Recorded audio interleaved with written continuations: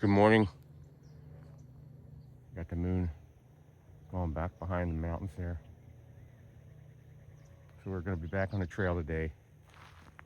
This was a great stay at Roosevelt. I was able to stay out on the porch all day. Did a little fishing yesterday, as you'll see at the end of the video. And wow, it's a great, relaxing day and a half here. Met a lot of hikers coming through, and I'm only going to be a little behind them. I may catch them again. So we'll get on the trail shortly. We only have about 11 miles today. We're going to go 11, 18.8, and then 10 into Payson pickup. So 2.5 more days. My wife will pick me up at the Payson pickup, and we'll spend a day in Payson, which is a really cool town.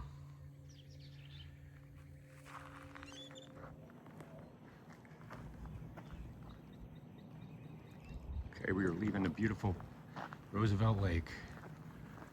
We are heading on our way here. A great stay, as I mentioned already. No hotel, no shower or anything, and no bed, but just not having to break your tent down for a day and sitting and cooling off and everything. So it worked out really well. We'll catch you as I get on the trail here. Looks like I got some other hikers that are gonna be starting today too.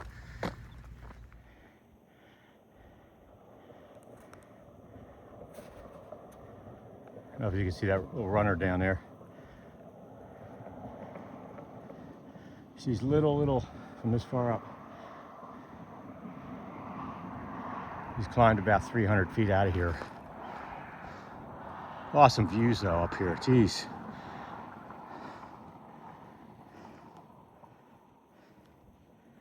We've got a 1,000-foot climb a little bit later, and then up and down for a little bit, and then the last 4 miles is a 2,000-foot climb. So a lot of climbing today, but it's only 11 miles, so I can take my time. And I'm getting really good at strategically placing my, setting up my miles based on elevation, knowing what I can hike. And I already planned 2.5 days to that Payson pickup, Highway 87 anyway. So I'm going to go 11, 18, 8, because tomorrow is just some up and down, but nothing crazy. And then a 10-mile day to get there by noon. My wife will pick me up again, and we'll head into Payson, catch a baseball game, and take a day off.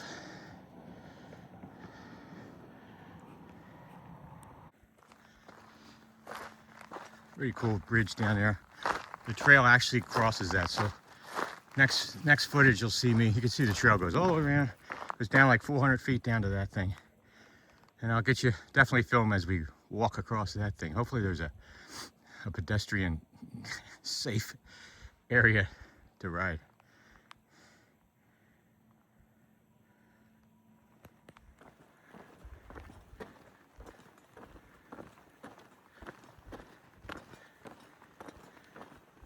We don't have a guard rail at all, really, for pedestrians, so I'm trying to walk as close to this barrier as I can. Lake Roosevelt is about 21,000 acres, 128 miles of shoreline. It's the biggest lake in Arizona. It's created by the Roosevelt Dam, which dams up the Salt River. Think of Ozark when I hear the 128 miles of shoreline. It's one of my favorite shows. I know it's not for everybody though. But I think all in all, the folks that are out here for Easter weekend, I mean, there was music going last night till after midnight and such out.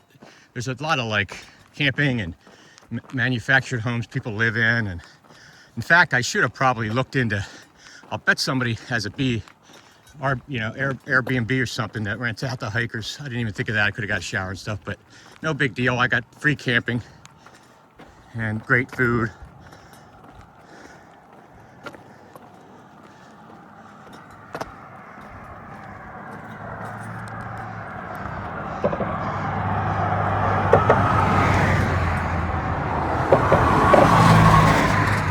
All these really nice boats out here.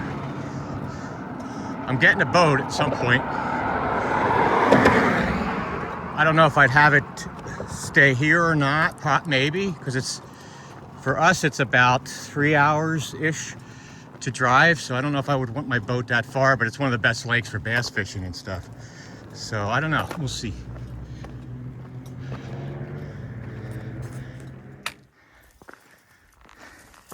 For some reason, we're in the middle of our 1,000-foot climb here.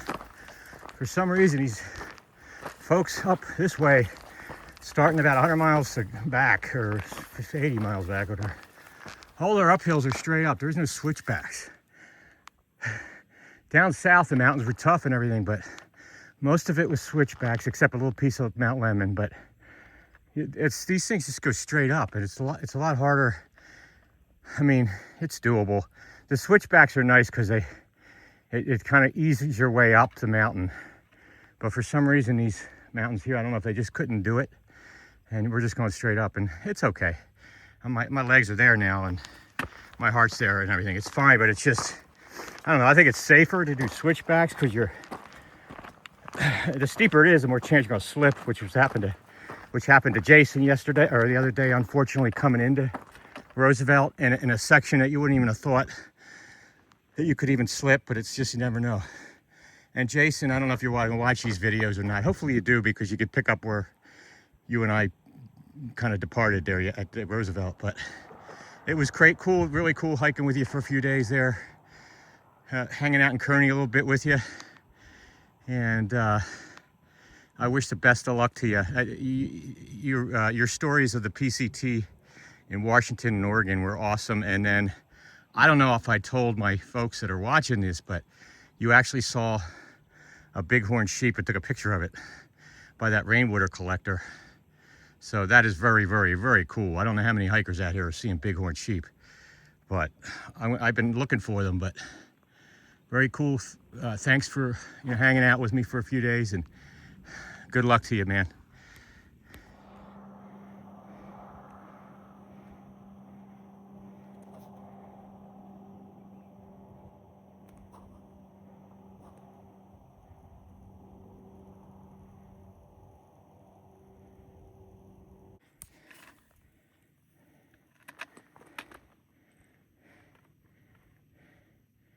Not a rattler. I don't know if he's poisonous or not, but he's not a rattler.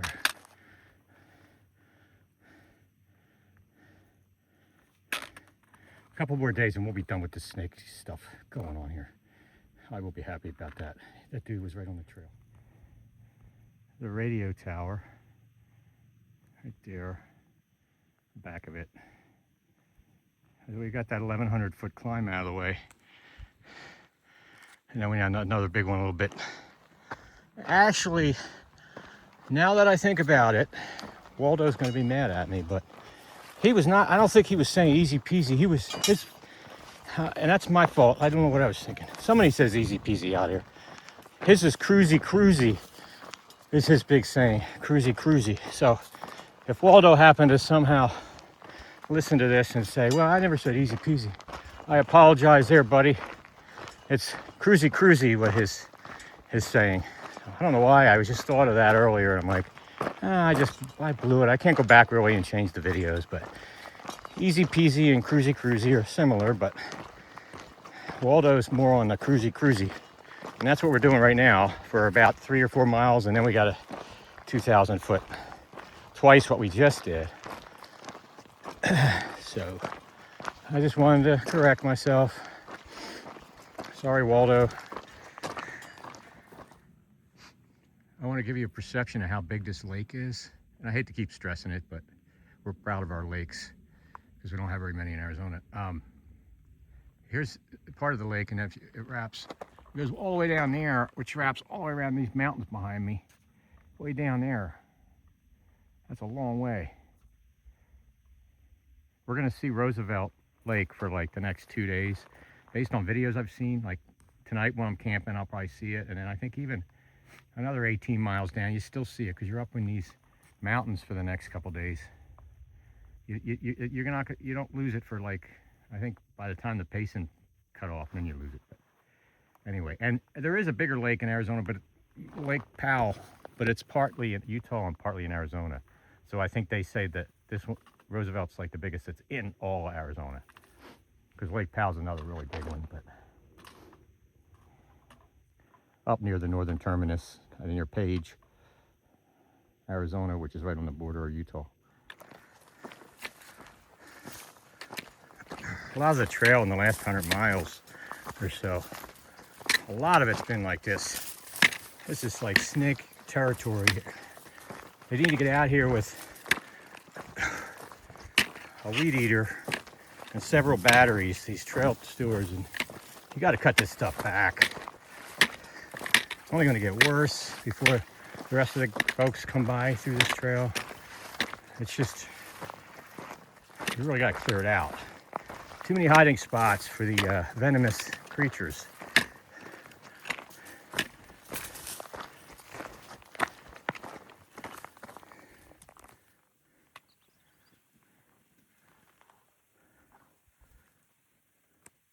I know it's hard to see on the camera. This stuff, some of this stuff's like 6 feet tall. It's just like, goes on forever there. The next couple miles is just going to be all going through this stuff. You got to really bang you. I bang my holes on the ground here. Vibrates the ground. You can't see what's lurking. I just, not a big fan. I like it through these big, huge, we've been doing it for 3 days now, this kind of stuff. Again, I'm not complaining, I'm just saying, you know, every single thing's a challenge. It's easy terrain, but major, major homes for the rattlers. They thrive near lakes because all the smaller things that they eat hang around water, obviously, so. Anyway, hopefully we'll get out of this stuff. It just, you can't go too fast because you don't really want to come right across one of them right there on the trail. You're just looking for it if you do. Okay, so we're about 8 miles from the marina now. Again, I want to give, I know I keep talking about this, but the perspective of how big this lake is. Okay, there it is, right? Look at all these mountains, miles. That's got to be, I don't know, 7 miles down, and you got more lake over there wrapping behind that mountain. That really gives you an idea of how vast that lake is. Pretty cool to be able to see that. And we're like, lake was 2,200 feet, and we're like 36. So we're over 1,000 feet higher now than the lake, but it's just so cool to be able to see all this stuff up here.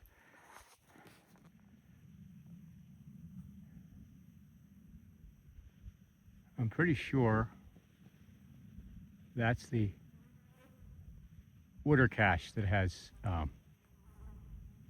supposedly 30 gallons of water.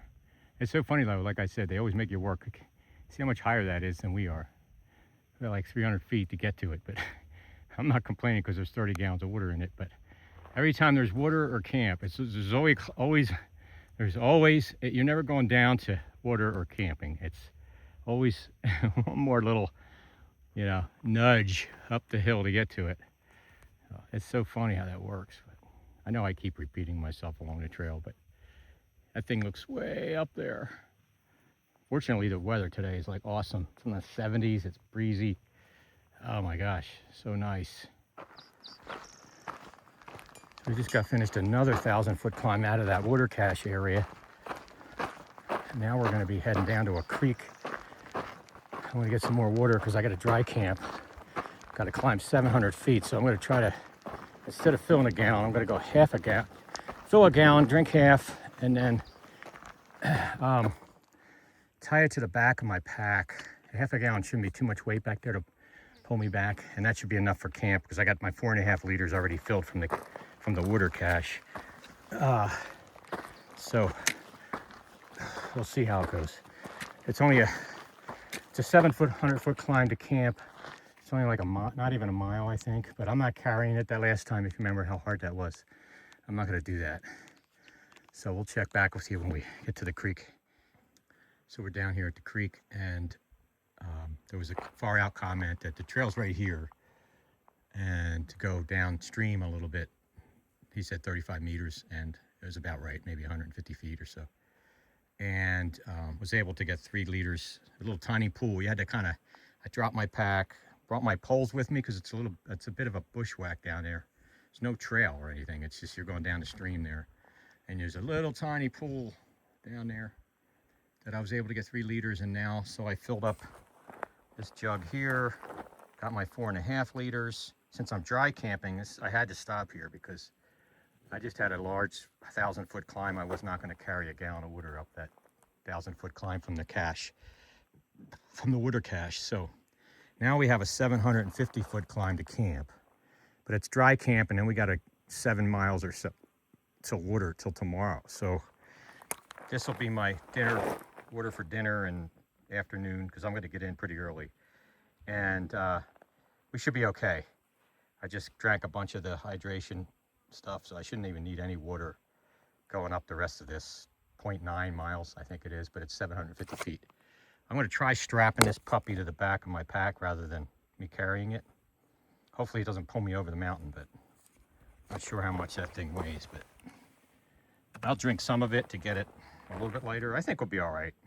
I've had other weight back there before. So the day it rained, I had my rain jacket, my tent, my mid layer. I had like 4 items tied to the top of my pack, so that would probably have weighed what this is going to weigh. So I'm used to already know what that feels like, having that kind of weight up there.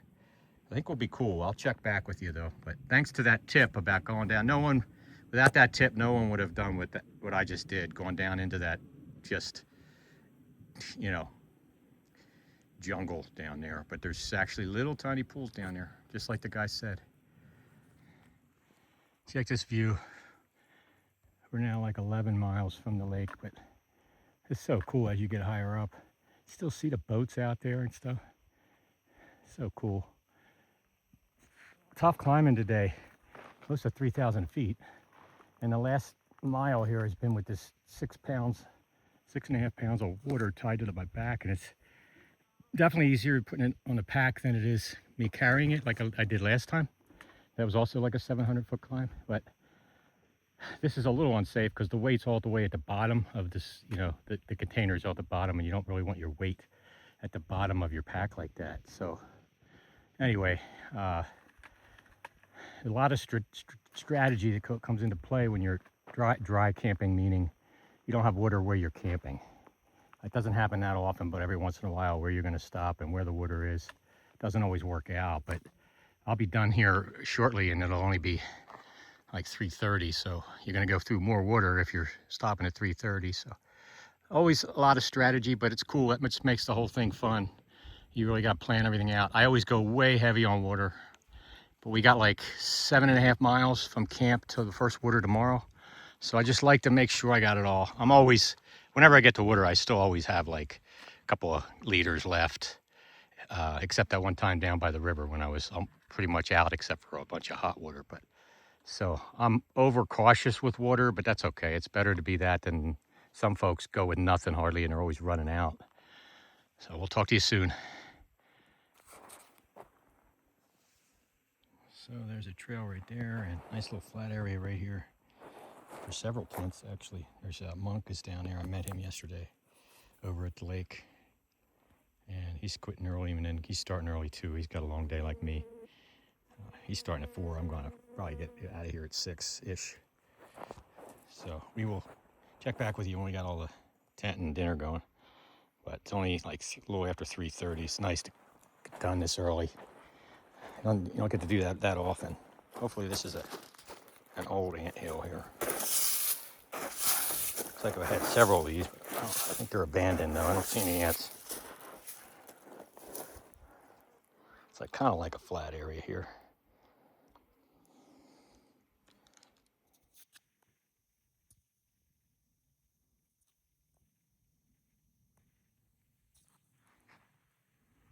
My campsite there.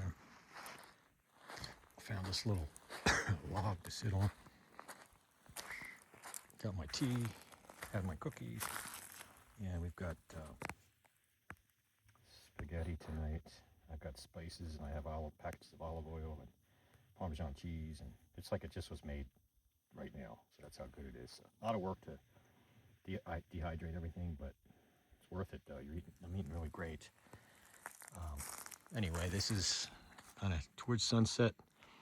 This is out west that way, so we're gonna sign off for tonight. You guys have a good night. We will see you bright and early. We've got a big day, 18.8 tomorrow, but not a ton of climbing.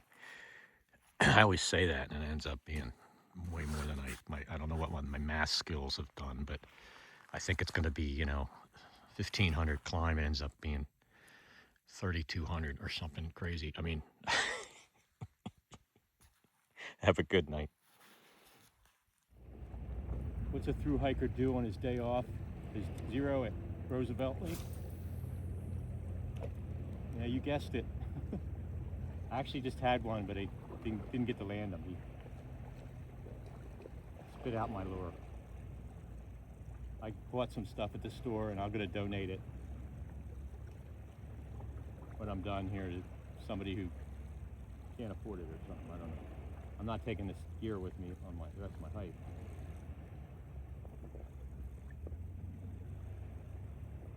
I can only sit there at that restaurant for so long. And fishing is another one, baseball, hiking, and trains. I met a few other hikers last night, husband and wife from Washington, Seattle area. They took off this morning, but we chatted for a couple hours, just talking about all the different things you run into out here. It's so funny. We all have the same kind of stories. And then I ran into another gal this morning hiking solo.